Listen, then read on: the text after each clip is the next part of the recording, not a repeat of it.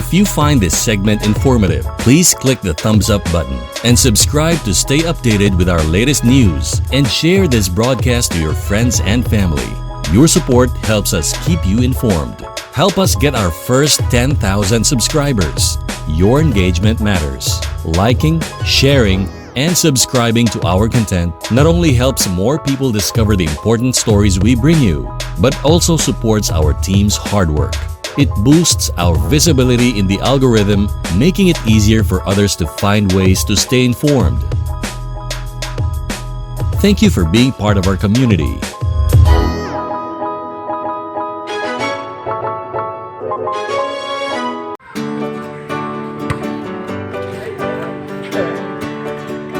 Good morning, Davao, Mindanao, North, South, East, and West. This is Gilbert Lopez Martihicatso. Welcome sa ating program, Good Morning Davao. We are now here in Sirawan National High School. As we can see at my back, that is the building of the Sirawan High School.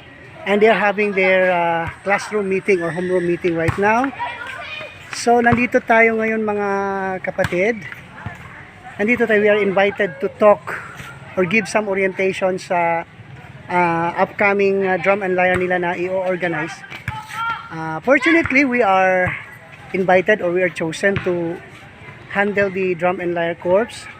So nandito tayo ngayon as we are waiting for the result of their meeting.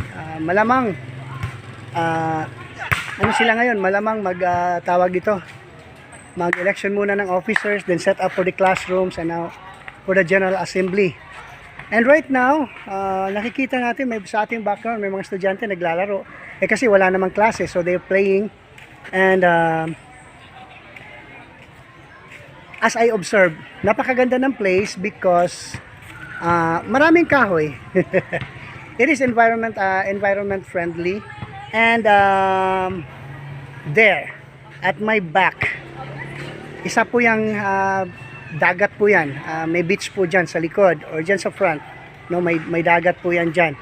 Napakaganda. Hindi ko pa lang napasyalan, but I am planning to explore the place. But so far, nandito ako ngayon sa loob ng campus. No? Marami pa mga parents na hindi pa alam yung classrooms ng kanilang mga estudyante. So hopefully after one hour spending waiting here, nai-enjoy ko naman yung place. Maganda yung place, maganda yung ambience, makulimlim, maaliwalas, at prepared na ang kanilang gym for the General Assembly meeting. Now, may mga estudyante dito na naglalaro kasi walang klase. So, punta tayo dito banda sa lugar na ito. Okay, as you sir, beach po yan dyan, beach. No, beach po yan. So, ayan guys, some parents, kararating pa lang. So, we are waiting, I am waiting, of course, for the next phase. Kasi dalawang phase ito. Homeroom muna, and then the General Assembly. This is the first time that I witnessed, as a PTA also, na parang isahang meeting na lang, homeroom meeting and General Assembly. Magandang idea, at saka hindi naman kasi mainit dito guys. Napakaganda at napakaaliwalas po ng lugar. Very conducive place for learning, and of course hindi natin ma-discount yung ambience dito kasi guys, very very recommendable. Magandang place, mga estudyante dito guys, talagang matututo kasi naman napakaganda ng lugar at napaka maaliwalas talaga. Hindi ko nararamdaman ngayon yung init kasi nasa ilalim tayo ng mga kahoy. So may mga kahoy dito, hindi ko lang kilala kung ano mga kahoy ito, but ang alam ko lang dito talisay, no? May talisay dito. Ewan ko lang kung ano ba itong mga kahoy na to. Magtatanong tayo dito sa mga estudyante kung may alam sila kung anong klaseng mga kahoy meron dito. Okay.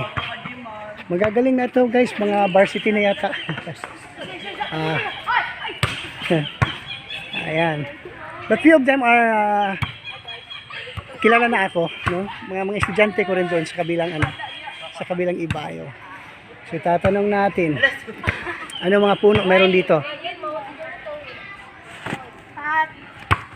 Huwag kang tumayo kasi tatanungin kita. May mga tao rin talaga na allergy sa camera, guys. Pero bayaan na natin, no? Bigyan natin ng ano. At tatanong ko lang kung ano mga kahoy meron dito.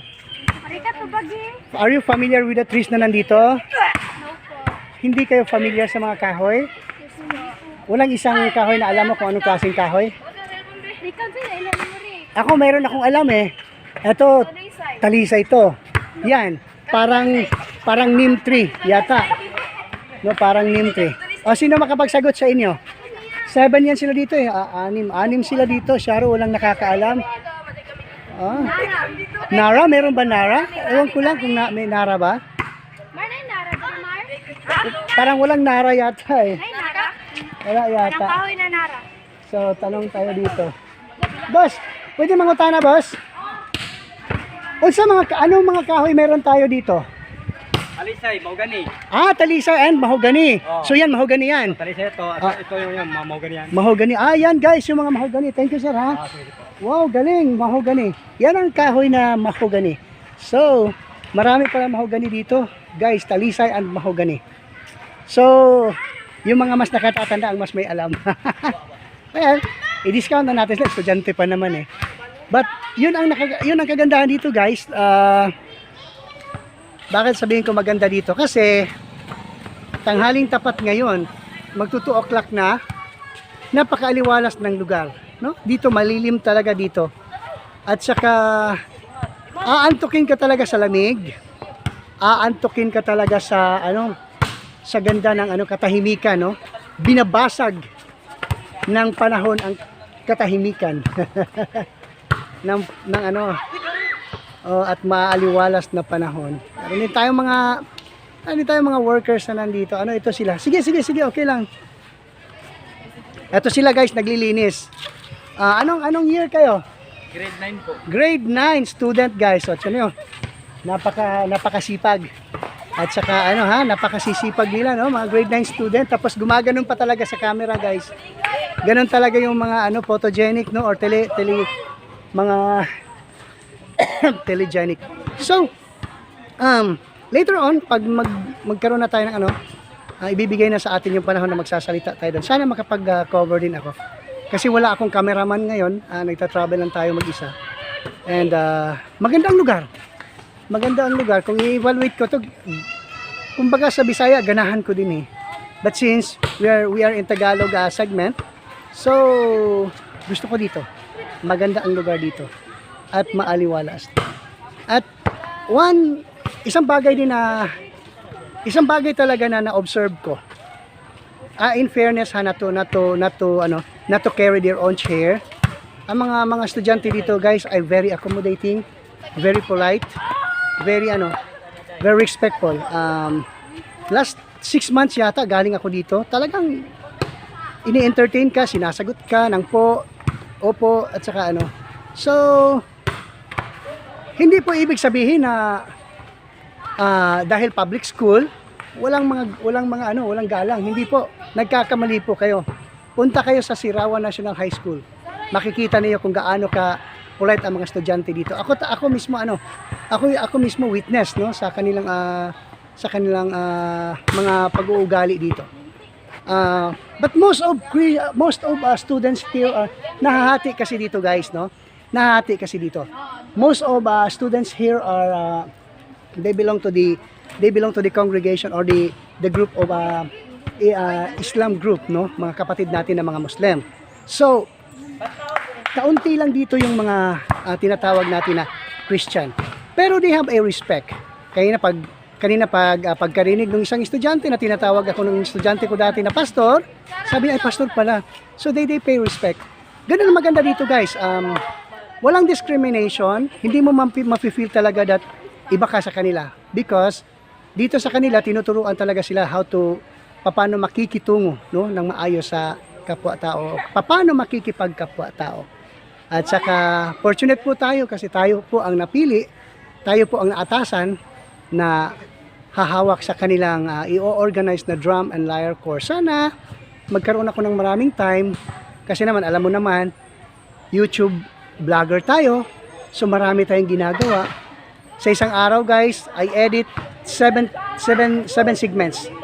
Meron tayong segment na breaking news, Tagalog at saka English po yan. Ako naman sa segment ko naman is Good Morning Davao, MWF po yan. Meron tayong Kulturang Pinoy, the cooking session, and so on and so forth. Meron tayong road trip, meron tayong joyride, meron din tayong Eli vlog. At saka may bago akong kino-conceptualize ngayon na conceptualize ngayon na segment na iso-surprise ko next week. May kinausap na akong isang mag-host. No, may kinausap na ako isang mag-host. So, ganun po guys dito. This is Sirawan National High School. Makikita nyo po, napakaganda ng lugar, napaka-friendly ng mga estudyante, ng mga tao, at napaka-accommodating nila talaga. At hindi po ako hindi po ako ma-out of place kasi they are so accommodating, they are so friendly, and they are all polite na mga So guys, hanggang dito muna tayo. Babalik tayo mamaya sa ating General Assembly appearance. Ito po si Gilbert Lopez Martije Catso. Good morning, Davao. Alright guys, bago lang ito na human sa to ang orientation. No, wala na nako na videohan na akong orientation. So, pagawas na karon, siguro kung gusto ko matug dagat, pero pwede man siguro bisitahon akong dagat kadali para makita nato kung unsa ba ang na-address ako mangita tagway na makasilip ta sa dagat na abay maagian diri. So kani akong ground adi ang gym. So ang naga-istorya karon guys, madungog nimo sa background ang ilahang kuan murag PTA, bagong PTA president. So i-check na to kung unsa naa sa baybay before ta mo uli para masulit nato ang moments atong pag-anhi dinhi. Naata karon sa Sirawan National High School. Okay. And then nako ipakita sa inyo na usa ka structure diin nasunog kini siya because of lightning. Nasunog ni siya tungod sa kilat. Makita nimo sa akong likod. Kana siya guys, na siya. Building na kaniadto. Gigamit yata nag-office sa kuan niya gibutangan sa mga supplies. Nasunog ni siya tungod sa lightning, tungod sa kilat. So kung imong tan-awon diri guys, sayang no. Saan gid siya, hurot gid siya. Hurot gid siya kaayo. Sa mo na itsura niya. Tinuod gid ay no nga makasunog ang lightning. So, ayan. Tuloy yata ni ka classroom Tuloy ka classroom. So, muna siya. Unya gi-abandon na po ni siya guys tungod sa issue kaniadto nga diri kasi is gikaon kasi sa gikaon siya sa baybay, no? Unya karon papunta adto ta didto. Check nato kung makaagi ba ta diri. Kita nyo. So, muna siya guys, no? Padulong ta dito, i-check nato kung siya makita nato diri. Okay, naihagdanan. Nahinay ta. So, kining akong gitungtungan karon, itong nilalakaran natin ngayon is dati po itong dagat. Baybaying dagat na ngayon po ay nilagyan na po siya ng dike kasi kinain niya noon yung buildings. So we are approaching upstairs and ito na ngayon. See at my back, this is the sea and tinatawag nila na Balma. As far as I know, nung maliit pa ako, Balma is a Balderrama company po siya ng kahoy. So yan ang Balma, no? So eto siya guys, nasa tabing dagat tayo at nandoon yung school. Nandoon yung school, okay? Kung makikita nyo po dyan sa baba, talagang dating dagat po yan. Nilagyan po nila ng pool doon. Hindi na inaabunuhan kasi ang purpose po ay para hindi na makadiretso ang tubig. Pero sinira yata ito dati ng ano talaga dagat. Maliit lang kasi ito noon.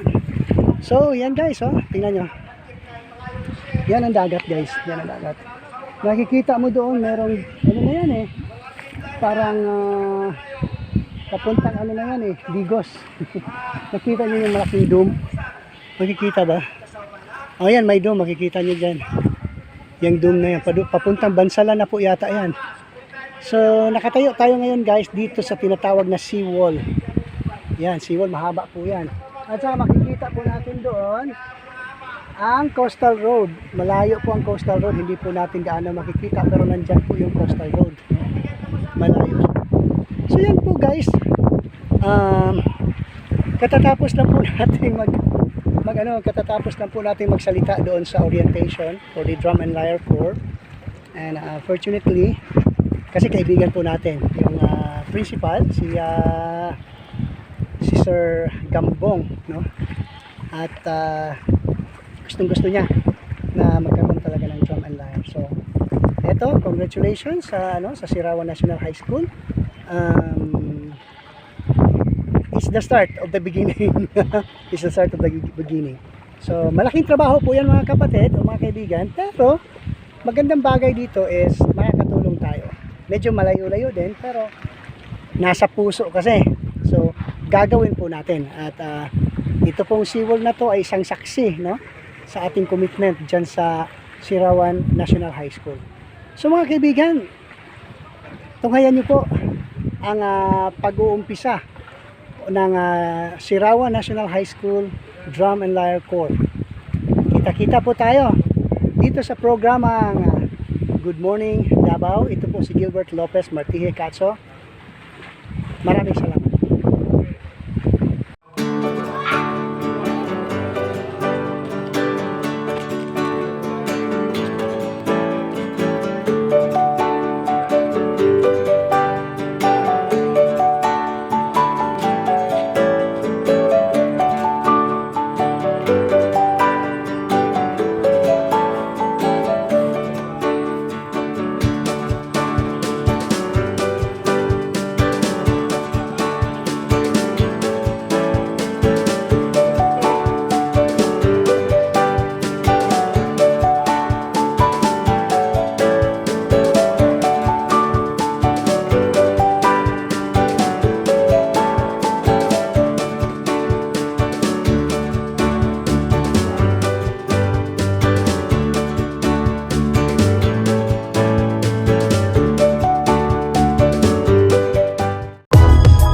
If you find this segment informative, please click the thumbs up button and subscribe to stay updated with our latest news and share this broadcast to your friends and family.